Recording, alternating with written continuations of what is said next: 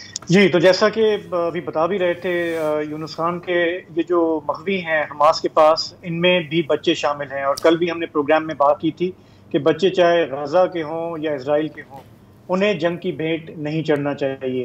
तो ज़रा हाँ, वसत बच्चों की आपने बात की। ये मालूमात हमें मिली हैं। जी, जी। अच्छा देखिए, मेरा नहीं ख्याल कि ऐसा कुछ होने वाला है, क्योंकि जहाँ तक मेरी राय है, इज़राइल चले, अगर इज़राइल नहीं तो इज़राइल की हुकूमत को कोई परवाह नहीं है किसी भी हॉस्टेजेस की, वो बच्चे हों, बूढ़े हों या क्या हों।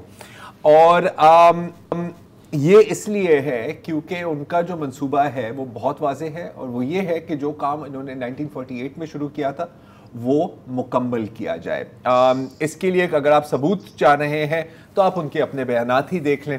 अभी मैं आपको बताता हूं कि आज इजरायली ऑक्यूपेशन फोर्सेस ने क्या कहा है। उन्होंने कहा कि जी हमारा कोई प्लान नहीं है कि नॉर्दर्न गाज़ा में फ़लस्तीनी वापस आए, हम उनको सदर्न गाज़ा में ही घुमाते रहेंगे और हमारी बमबारी जारी होगी। आपको पता है कि पहले जब ये अल शिफा और इन अस्पतालों को निशाना बनाया था, उन्होंने कहा था कि जी इसके नीचे हमास का कमांड एंड कंट्रोल सेंटर है, जो फिर बाद में इनके अपने ही, मेरा ख्याल है कि साबिक वजीर आजम ने शाहजेब एडमिट किया था कि जी वो बंकर हमने ही बनाया है, राइट। जी, ये इन्होंने इंटरव्यू दिया है सीएनएन की क्रिस्टियान अमानपोर को, जिसमें वो उनसे पूछ रही थी। बल्कि थोड़ा सा पहले क्लिप देख लेते हैं, फिर उस पर सुना बात ले। कर लेते हैं। There was a major command center and bunker under Al-Shifa.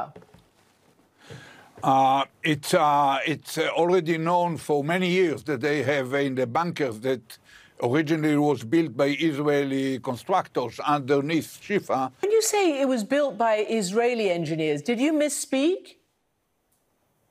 No, decades ago we were running the place. So we held them. It was decades, many decades ago, probably 4 decades ago. तो ये है ehud barak साहब। ehud barak जो है वो साबिक वजीर आजम जी। हैं हाँ। इसराइल के, और उन्होंने बातों बातों में ये कहा कि ये बंकर्स तो हमने बनाए थे, जिसपे जो मेजबान है सीएनएन की वो थोड़ा सा ठटक गई। उन्होंने कहा कि आप सही कह रहे हैं, आप यही कहना चाह रहे हैं। उन्होंने कहा जी ये हमने 30-40 साल पहले हमने ये बनाए थे, और अब उनका ये कहना है कि उन्हीं बंकर्स को फिर हमास ने मजीद वसत दिए नीचे अपने लिए। हाँ, और अब वो आगे से वहां से भी हट गए, अब वो कह रहे हैं कि नहीं असल मरकज तो उनका खान यूनिस में है, मतलब साउथ में है। तो ये सारी ये बातें हैं